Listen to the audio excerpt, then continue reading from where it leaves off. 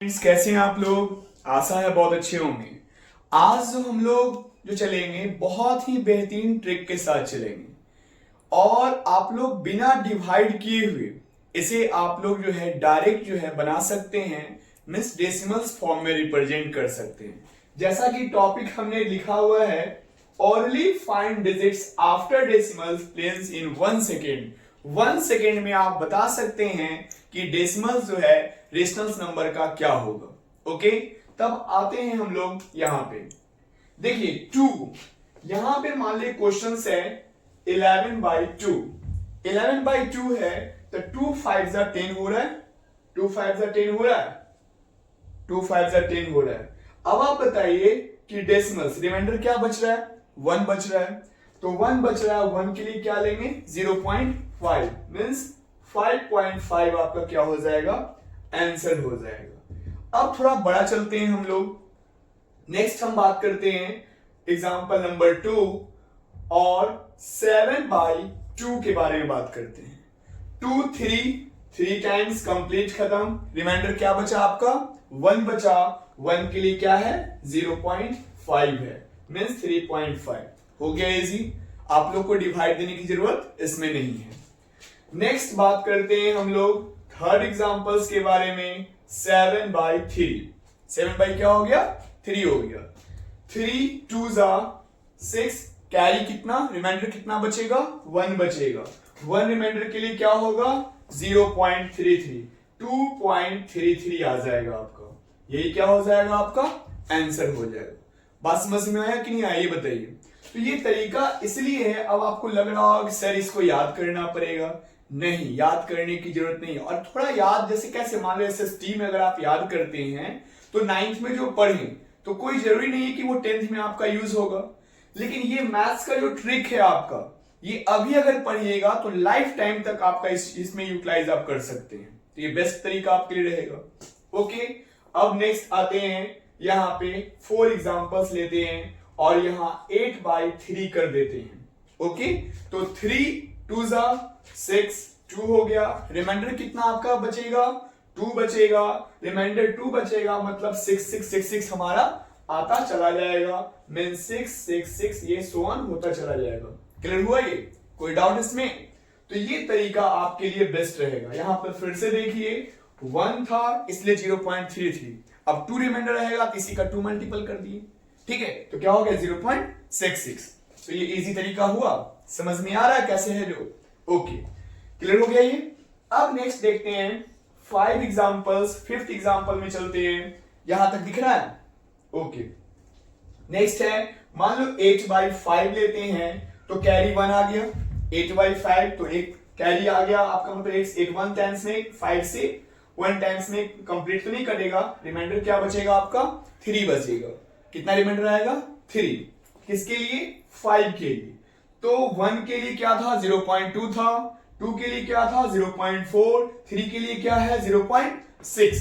तो आप बताइए कि इस तरीके से ये क्लियर हो गया। इजी तरीका है ये। तो आपको क्या करना है, एक डेसिमल्स को केवल याद करना है और 2 मल्टीपल करते जाना है। बस एक में केवल डिफरेंस है, वो किस में है 6 में। आपको थोड़ा याद करना पड़ेगा। बाकी जो है 1, ठीक है, 2 में 3 में 4 में 5 में और 8 में 9 में, ठीक है, 11 में इसमें आपको लर्न करने की जरूरत नहीं पड़ेगी। एक डेसिमल्स को अगर आप याद कर लोगे तो कंप्लीट हो जाएगा। क्या बेस्ट तरीका है ये। नेक्स्ट आते हैं हम लोग। देखो ऐसे क्या होता है, डिवाइड आप लोग हवा में करोगे और हवा में कभी कभी हवा में उड़ जाएगा, होता है कि नहीं। तो अगर मान लो हो सकता है उसके लिए फिर क्या करना पड़ेगा, एक कैलकुलेशंस किए फिर से आपको कॉपी में ही करना पड़ेगा। लेकिन अगर ये ट्रिक के साथ चलते हैं तो हमें आपको क्या करना पड़ेगा, इसमें एक याद रखेंगे, ठीक है, तो फिर सारा क्या होगा अपने आप डिविजिबल करते जाएंगे बिना डिवाइड दिए हुए। ओके, नेक्स्ट है 6 नंबर। सब पे एक एग्जांपल लेके चलते हैं हम लोग।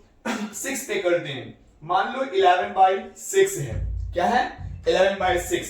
तो 1 टाइम्स में तो क्या बचेगा हमारा, रिमाइंडर क्या बचेगा 5 आएगा।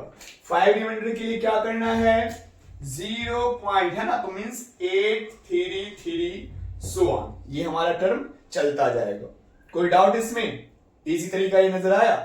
नेक्स्ट आते हैं हम लोग 7 नंबर में अगर एग्जांपल्स में हम लोग आते हैं, मान लिया जाए 11/8 ले लेते हैं। क्या ले लिए? 11/8। तो 8 1 टाइम्स में कैरी कितना आ गया आपका?